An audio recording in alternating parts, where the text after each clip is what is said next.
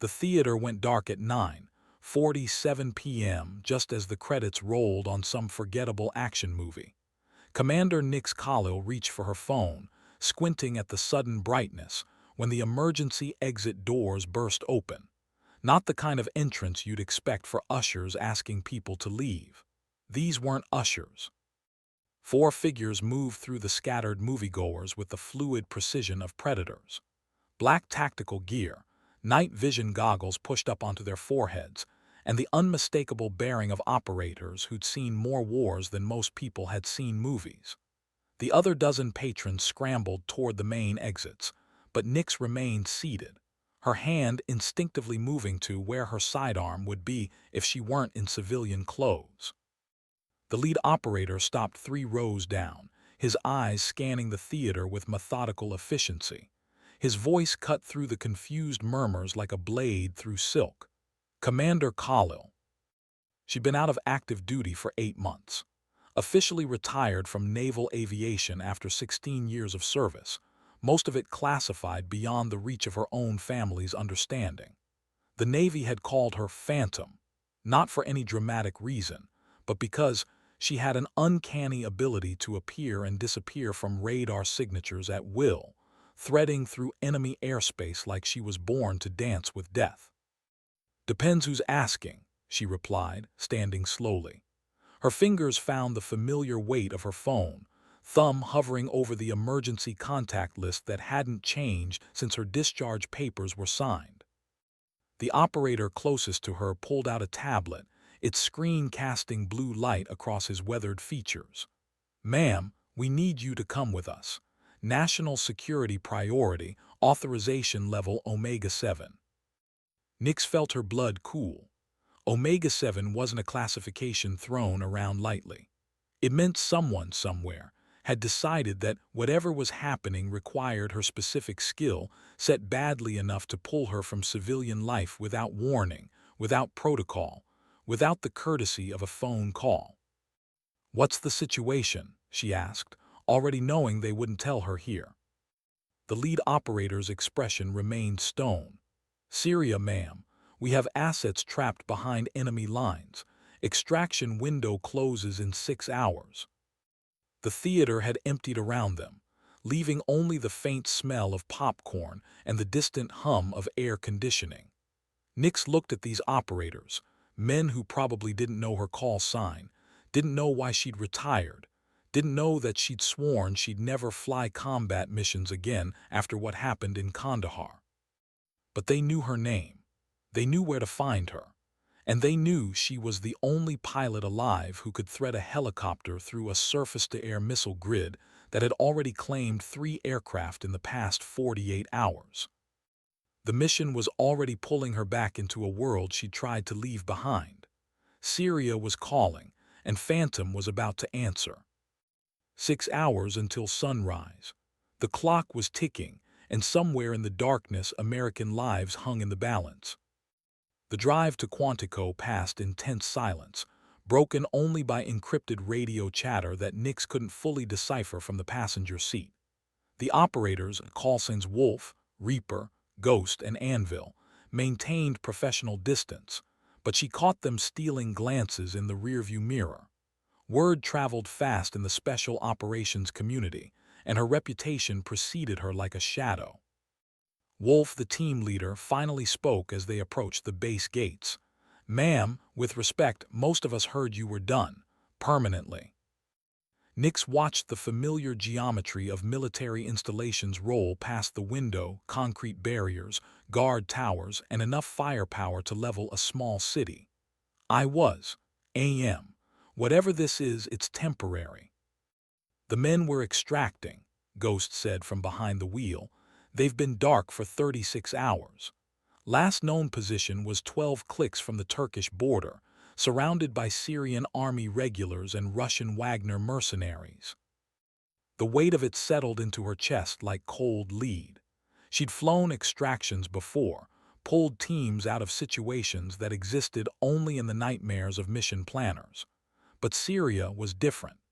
The airspace was a killing field, monitored by S-400 missile systems that could swat aircraft from the sky at ranges exceeding 200 miles. At the operations briefing, Colonel Marcus Webb spread satellite imagery across the table like tarot cards predicting death. The photos showed a bombed-out compound surrounded by hostile forces, with 3 downed aircraft marking previous failed rescue attempts. 2 Apache gunships and 1 Black Hawk, all reduced to burning wreckage scattered across the desert floor. "The package," Webb said, using military parlance for the personnel they were extracting, consists of 6 Navy SEALs conducting surveillance on a high-value target. They went dark during the mission, and we have reason to believe they're alive but trapped. Nix studied the terrain, her pilot's eye automatically calculating approach vectors, escape routes, and the deadly mathematics of rotorcraft performance under combat conditions. "What makes you think I can succeed where 3 other crews failed?" Webb's expression was grim. "Because you're Phantom, because you've flown through worse and brought everyone home." The lie hung in the air between them like gunpowder smoke. Everyone except Marcus. Everyone except her co-pilot from Kandahar, whose name she still whispered in her sleep 8 months later. "The aircraft?" she asked, focusing on tactical details to avoid the ghosts.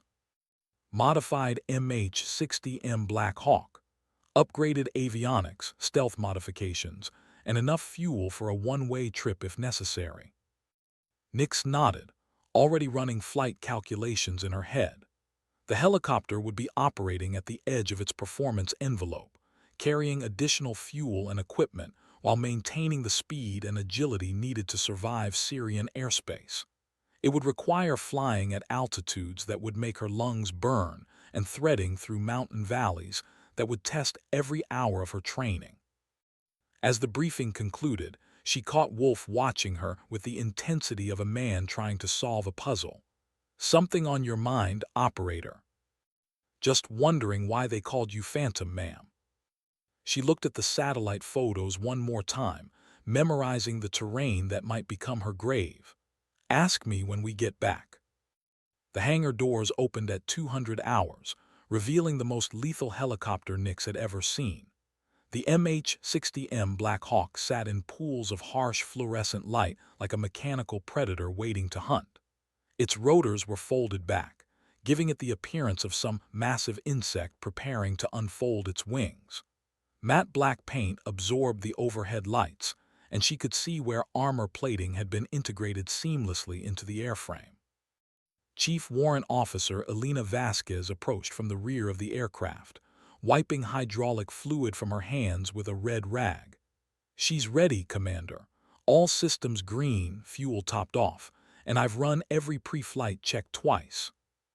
Nix nodded, appreciating the mechanic's thoroughness. In combat aviation, the difference between coming home and becoming a smoking crater often came down to someone like Vasquez catching a loose bolt or a frayed wire before takeoff. The 4 SEALs moved around the helicopter with practiced efficiency, conducting their own inspections of equipment and weapons. Each man carried enough firepower to level a small building, 4 carbines, grenades, breaching charges, and enough ammunition to sustain a prolonged firefight. But they all knew that if things went according to plan, the only weapons that mattered would be speed, stealth, and Nix's ability to fly. Wolf approached as she began her external inspection of the aircraft. "Flight time to target. 2 hours, 43 minutes if we take the northern route through Turkey." She ran her hand along the leading edge of a rotor blade, checking for damage or wear. "Longer if we have to dodge surface-to-air missiles." "And the extraction?" "Depends on what we find when we get there." She looked at him directly, nodding the way his jaw tightened. "I need you to understand something. I can get us in and I can probably get us out. But if that package is compromised, if we're walking into an ambush, we might not all be coming home." Ghost stepped forward. "With respect, ma'am, we've read your file. Kandahar, Yemen, the Iranian border incident that officially never happened. You've never lost anyone on an extraction." The words hit her like a physical blow, and for a moment the hangar seemed to spin around her. Marcus's face flashed in her memory, 26 years old, married to his high school sweetheart, planning to become a commercial pilot after his Navy service ended. "I've lost someone," she said quietly. "My co-pilot 8 months ago." The SEALs exchanged glances, and she realized they knew. Of course they knew. In the small world of special operations, everyone eventually heard about everyone else's disasters. Anvil, who'd been silent until now, spoke up. "Kandahar wasn't your fault, ma'am. We all know what happened." She turned away from them, focusing on the helicopter's tail rotor assembly.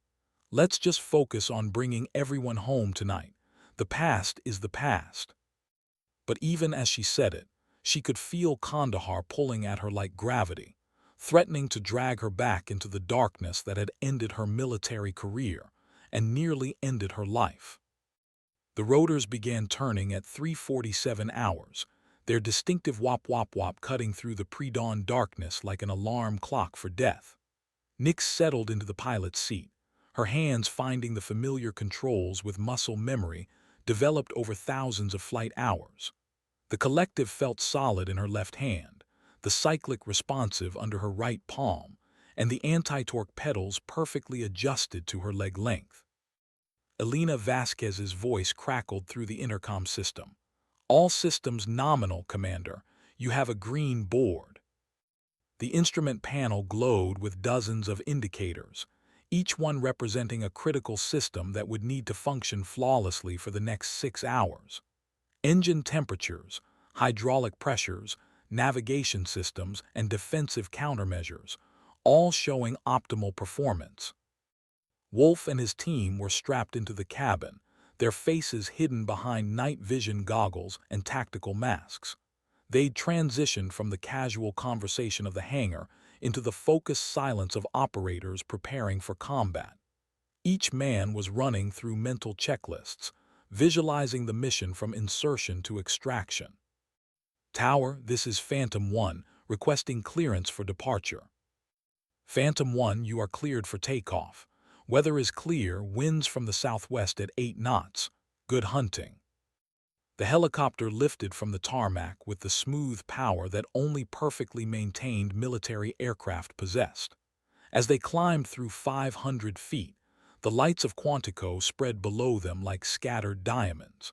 In a few hours, this peaceful Virginia landscape would seem like another planet compared to the war-torn mountains of Syria. Nix banked northeast, following a flight plan that would take them over the Atlantic before turning toward Europe. The first leg would be the easiest, 4 hours of routine flying over international waters, with aerial refueling scheduled over the Mediterranean. "ETA to first waypoint," Wolf asked through the intercom.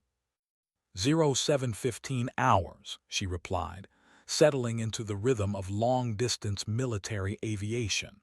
"We'll hit the tanker over international waters, then proceed to the Syrian border." As they flew through the darkness, she found herself thinking about the 6 SEALs waiting for rescue. They were probably cold, hungry, and low on ammunition. Every minute that passed increased their chances of capture or death. Syrian forces weren't known for treating American prisoners with Geneva Convention courtesy. The helicopter's engines hummed with mechanical precision, carrying them across the Atlantic at 160 miles per hour. Behind her, the SEALs had settled into the peculiar combination of alertness and rest that characterized experienced military personnel.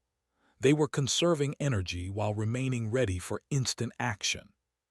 2 hours into the flight, Reaper spoke up from the cabin. "Commander, can I ask why you retired?" She'd been expecting the question. Personal reasons. Was it Kandahar? The direct question hung in the air between them like a loaded weapon.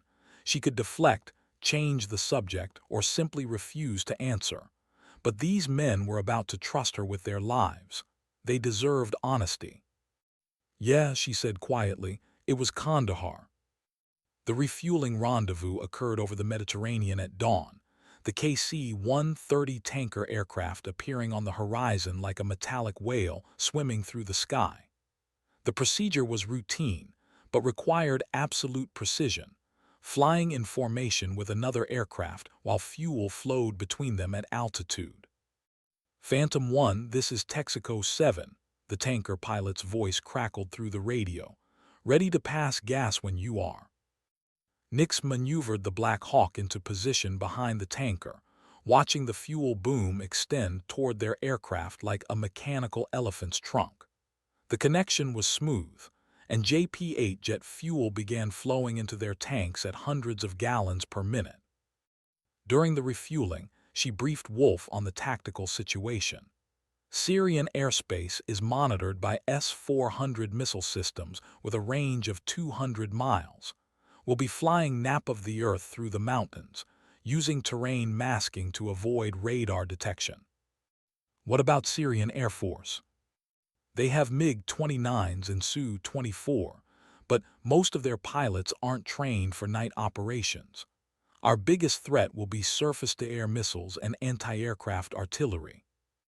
The fuel transfer completed, and they separated from the tanker. Ahead lay Syrian airspace and the most dangerous flying of Nix's career. The helicopter felt heavy with fuel, its performance degraded by the additional weight, but they would need every drop for the round trip. As they crossed into Syrian airspace, she switched off the transponder and activated the aircraft's stealth systems. The Black Hawk's radar signature diminished to almost nothing, turning them effectively invisible to most detection systems. "Welcome to Syria," she announced over the intercom. "From this point forward, we're flying tactical. Stay sharp." The landscape below changed from Mediterranean blue to the harsh browns and grays of desert warfare. This was enemy territory, where American aircraft were considered legitimate targets by multiple hostile forces. One mistake, one moment of inattention, could turn their mission into another smoking crater in the Syrian sand. Behind her, the SEALs checked their weapons one final time. In 90 minutes, they would either be extracting their fellow operators or fighting their way out of an ambush. The clock was ticking, and Syria was waiting. The Syrian mountains rose around them like the walls of a stone cathedral, their peaks crowned with snow that gleamed silver in the early morning light. Nix flew the Black Hawk through valleys so narrow that the rotor tips seemed to scrape against ancient rock, following contours that had been carved by water and wind over millions of years. "Phantom 1, this is Overwatch," a voice crackled through the encrypted radio. "You have multiple radar contacts bearing nor-northwest, approximately 30 miles from your position." "Copy Overwatch, Syrian Air Force." "Negative. Russian Wagner Group helicopters, probably Mi-24 Hinds. They're conducting search patterns in your general area." Nix felt her pulse quicken. Wagner mercenaries were experienced combat pilots, often former Russian military who'd flown missions in Chechnya, Georgia, and Ukraine. Unlike Syrian Air Force pilots, they wouldn't hesitate to engage American aircraft. "Wolf, did you copy that?" "Roger, we heard. How does this affect our timeline?" She studied the tactical display, calculating routes and fuel consumption while avoiding the search helicopters. "We can skirt around them, but it'll add 20 minutes to our flight time." "The package doesn't have 20 minutes, Ghost said from the cabin. Last radio contact indicated they were taking heavy fire and running low on ammunition. The decision point crystallized in her mind like ice forming on a windshield. Play it safe and potentially arrive too late to save the trapped SEALs, or take risks that could get everyone killed. In military aviation, these moments defined careers and haunted dreams. "We're going through," she announced, banking the helicopter toward a mountain pass that would bring them closer to the Russian search pattern. "Everyone stay sharp." The Black Hawk dropped even lower, its landing gear almost touching the rocky terrain as they followed a dry riverbed between towering cliffs. At this altitude, they were invisible to most radar systems, but they were also flying through a maze where one miscalculation could turn them into a fireball. 15 minutes later, they spotted the first Hind helicopter, a massive twin-engine gunship that looked like it had been designed to intimidate rather than merely destroy. It was flying a search pattern 3 miles to their north, its crew probably looking for exactly what Nix was delivering. "Russian helicopter, bearing 345 degrees," she whispered into the intercom. "Everyone stay quiet." The Hind passed overhead without detecting them, its rotor noise echoing off the mountain walls like distant thunder. Nix held her breath until it disappeared behind a ridge, then continued toward the target area. 20 minutes later, they reached the coordinates where 6 American operators were fighting for their lives. The compound appeared through the morning haze like something from a war movie. Concrete buildings pockmarked with bullet holes, burning vehicles, and the scattered debris of previous battles. Through her binoculars, Wolf could see muzzle flashes from multiple positions around the compound. The trapped SEALs were still fighting, but their defensive perimeter was shrinking with each passing minute. "There," Wolf pointed toward a flat area behind the main building. "That's our landing zone." Nick studied the terrain, noting power lines, debris, and the proximity of hostile forces. Landing would put them within range of enemy small arms fire, but there was no alternative. 2 minutes out, she announced. "Everyone ready." The rescue was about to begin, and she could already hear the ghosts of Kandahar whispering in her ears. The landing zone was a rectangle of cracked concrete surrounded by death. Nix could see tracer rounds streaking across the compound as the trapped SEALs fought to maintain their defensive positions. Enemy muzzle flashes winked from buildings, rooftops, and concealed positions in the surrounding rocks. "Phantom 1, this is Bravo 6, a voice crackled through the radio. The transmission was weak and filled with static, but the desperation was unmistakable. "We are taking heavy casualties and running low on ammunition. Request immediate extraction." "Bravo 6, this is Phantom 1. We are 30 seconds out. Mark your position with IR strobes." Through her night vision system, Nix could see infrared markers begin flashing from a partially collapsed building near the center of the compound. The SEALs were pinned down but still organized, still fighting. Wolf and his team prepared to fast-rope from the helicopter, their movements efficient despite the aircraft's violent maneuvering to avoid ground fire. Each operator carried extra ammunition and medical supplies for the trapped team. "Taking fire from multiple positions," Ghost reported as green tracer rounds streaked past the cockpit. "Small arms and what looks like a heavy machine gun." The helicopter shuddered as rounds struck the armored cabin, the impacts sounding like hammers on steel. Nix fought to maintain control as she flared for landing, the aircraft's nose rising as forward speed bled off. "Go, go, go," Wolf shouted as the Black Hawk touched down. The SEALs fast-roped from both sides of the aircraft, disappearing into the chaos of the firefight within seconds. Their suppressed weapons began adding to the symphony of combat as they fought their way toward the trapped Americans. Nix kept the engines turning, ready for immediate departure.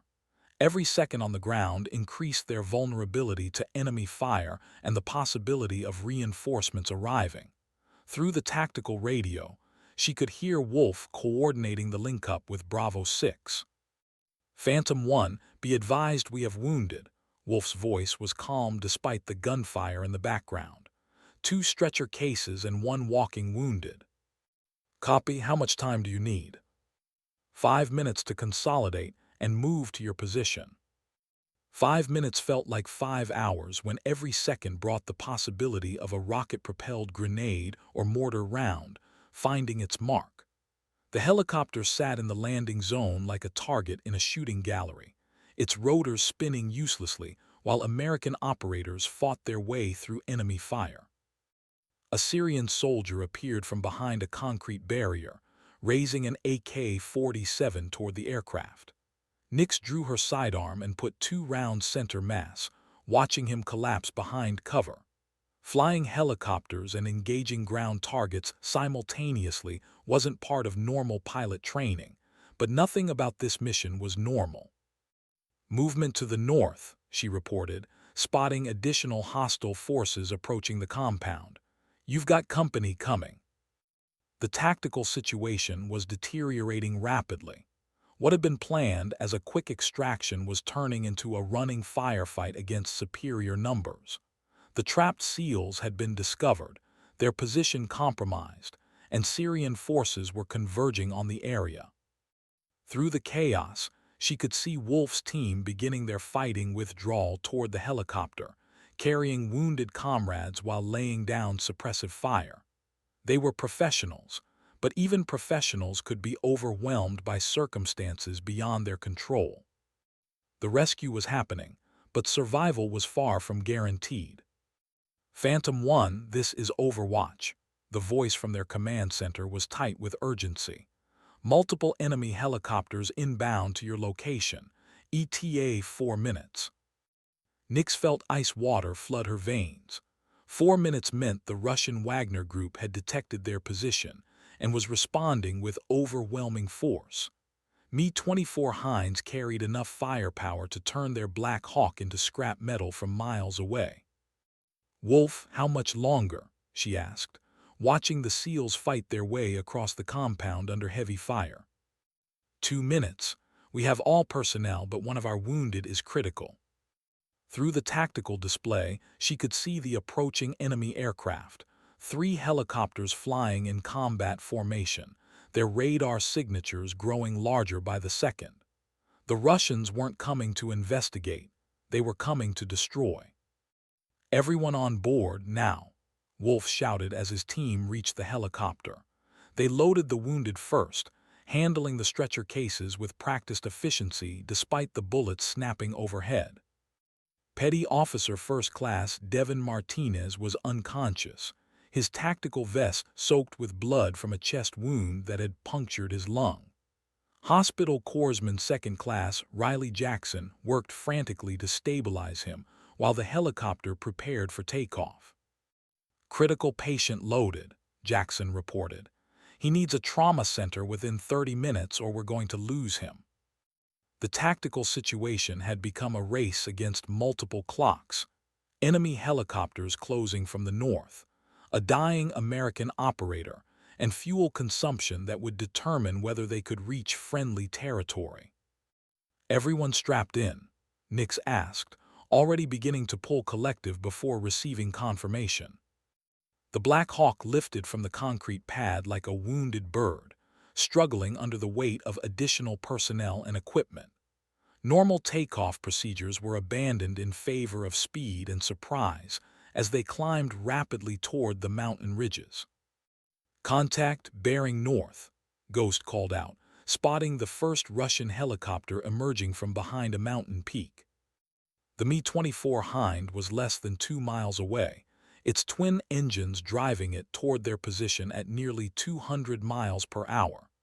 Nyx could see the helicopter's chin-mounted cannon rotating toward them, preparing to open fire.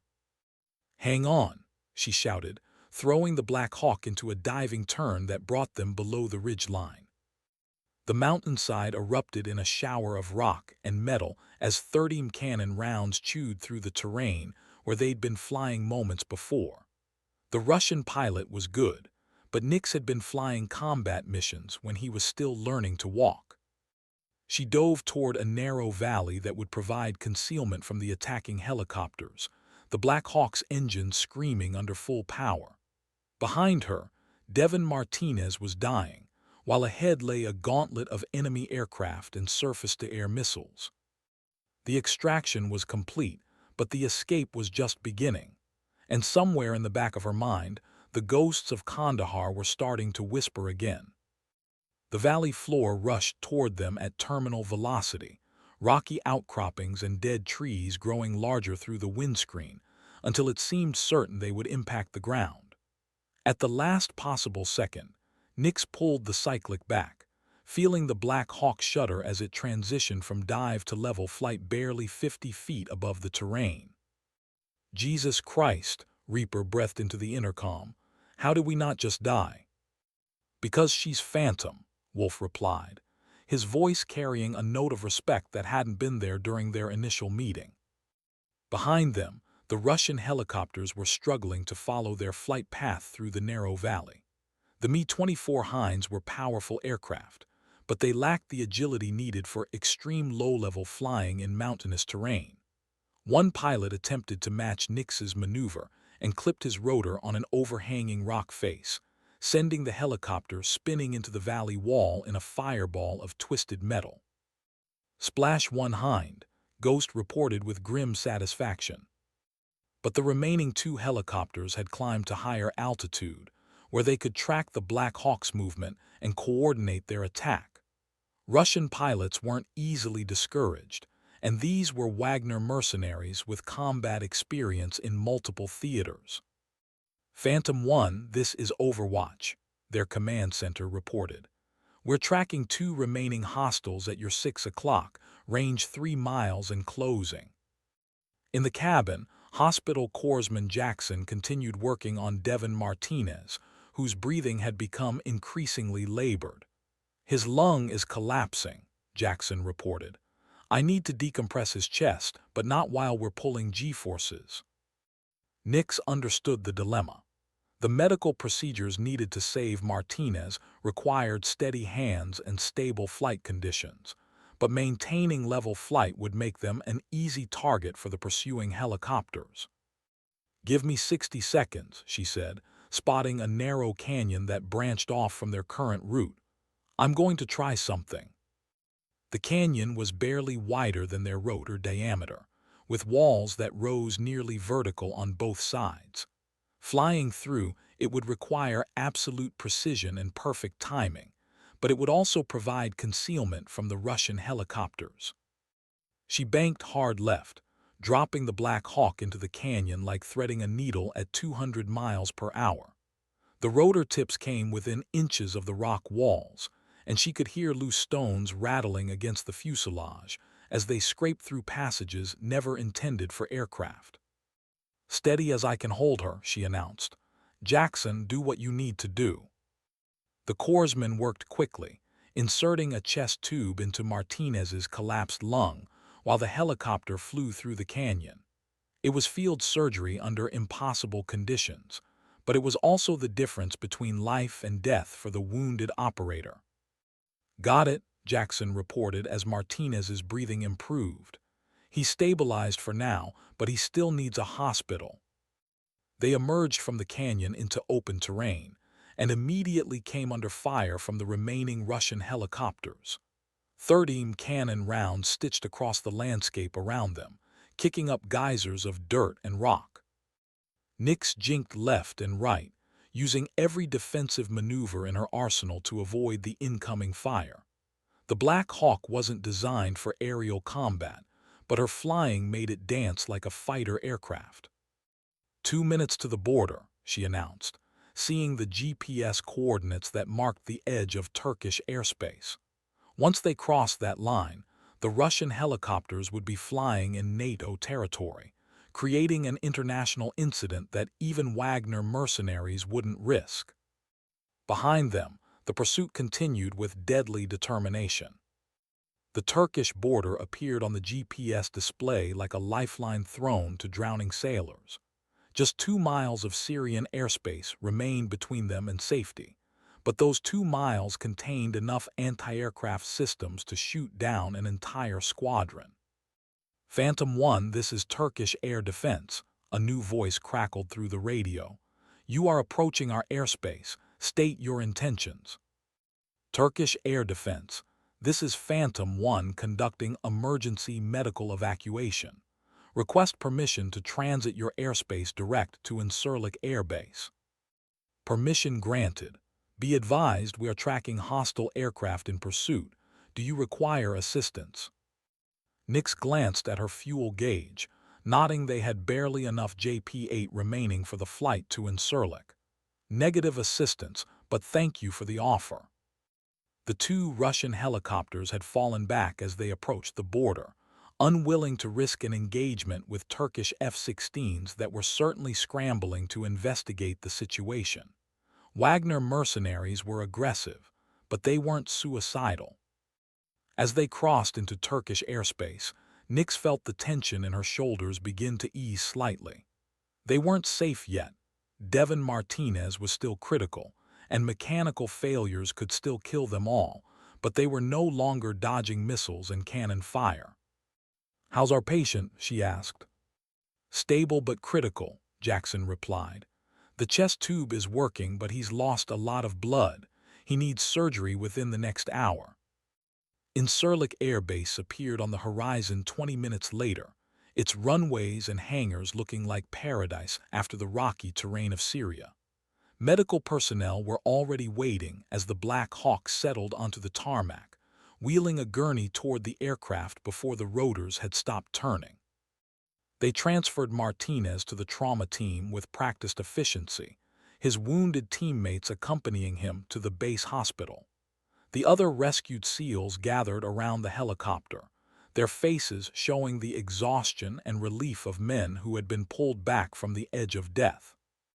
Wolf approached as Nix completed her post-flight inspection. "Commander, I owe you an apology. When they first told us we'd be flying with a retired pilot, some of us had doubts." She looked at the 4 operators who had trusted her with their lives, remembering her own doubts during the pre-flight briefing. "Just doing my job." "That wasn't just doing a job," Ghost said. "That was flying like someone who gives a damn about bringing people home."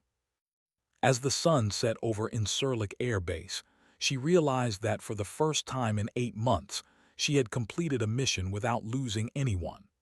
The ghosts of Kandahar were still there, but they seemed quieter now, as if witnessing her success had given them permission to rest. 6 American operators were alive because she had chosen to answer the call, despite her retirement, despite her fears, despite the memories that haunted her sleep. Sometimes that was enough. Sometimes that was everything. The base hospital at Incirlik smelled like antiseptic and floor wax, familiar scents that transported Nix back to previous missions, where she'd waited for news about wounded personnel. This time felt different, though. This time she wasn't carrying the weight of failure alongside her concern for the injured. Devon Martinez had survived the surgery, the trauma team removing shrapnel from his chest and repairing the damage to his lung. He would recover, eventually return to duty, and probably never know how close he'd come to dying in a Syrian compound. Wolf found her in the hospital waiting room, holding 2 cups of coffee that had been sitting too long. "Thought you might need this." She accepted the coffee, nodding that her hands were finally steady again. Combat flying produced an adrenaline surge that could take hours to fully dissipate, leaving pilots feeling simultaneously exhausted and hyper-alert. "How's the rest of your team?" "Bruised, tired, and grateful to be breathing," Wolf replied. That compound was supposed to be lightly defended intelligence gathering position. Instead, it was crawling with Syrian regulars and Wagner mercenaries. Intelligence failures happen. The important thing is everyone made it out. Wolf studied her face with the intensity of someone trying to solve a complex puzzle. "Can I ask you something personal?" She nodded, already knowing where the conversation was heading. "What happened in Kandahar?" The question hung between them like smoke from a distant fire. She'd avoided talking about Kandahar with her therapists, her commanding officers, and her family. But sitting in a Turkish military hospital after successfully completing an extraction mission, the words came easier than expected. "My co-pilot was 26 years old, Marcus Chen. Best stick-and-rudder man I'd ever flown with, and completely fearless. We were extracting a reconnaissance team that had been compromised, flying through a valley that Intel said was clear of air defenses." She paused, remembering the way the morning sun had reflected off Marcus's helmet visor, and his easy confidence as they approached the landing zone. Surface-to-air missile came out of nowhere, probably launched from a concealed position that our surveillance had missed. I saw the trail, tried to break left, but we were too low and too slow. Wolf remained silent, understanding that some stories needed to be told without interruption. The missile took out our tail rotor. We auto-rotated down, but the landing was hard. I was unconscious for maybe 30 seconds, and when I came to, Marcus was. She swallowed hard. He didn't make it. The reconnaissance team we were extracting tried to provide medical aid, but his injuries were too severe. That's why you retired. I blamed myself. If I'd been faster on the controls, if I'd seen the missile launch earlier, if I'd chosen a different approach route. She shrugged. Military aviation is unforgiving. One mistake, one moment of bad luck, and people die. Wolf nodded slowly, but today was different. Today we got lucky. The difference between coming home and not coming home sometimes comes down to factors completely outside our control. As they sat in the hospital waiting room, she realized that the extraction mission had changed something fundamental inside her. The ghosts of Kandahar would always be there, but they no longer seemed to define her entire identity as a pilot. She had flown through Syrian airspace, dodged enemy fire, and brought everyone home. Marcus would have been proud. The flight back to Quantico took place in stages, with fuel stops in Germany and Iceland that allowed the rescued SEALs to rest and recover from their ordeal. Devin Martinez remained hospitalized in Turkey, but his condition had stabilized enough that doctors predicted a full recovery within 6 weeks. During the long hours over the Atlantic, Nix found herself reflecting on the events of the past 36 hours. The mission had succeeded, but success in military aviation was often measured in millimeters and microseconds. A few inches different on her evasive maneuvers, a few seconds delay in her reaction time, and they all wow.